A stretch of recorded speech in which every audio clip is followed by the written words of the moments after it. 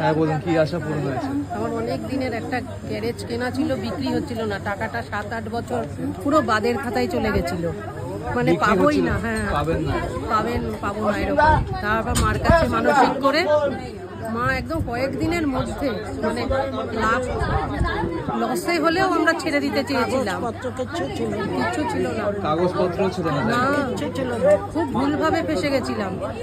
মানে ভাবিনি 8-9 বছর আগের টাকা।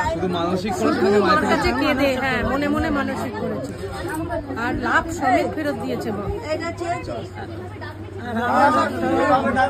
যা যখন বলি সব শোনে মা।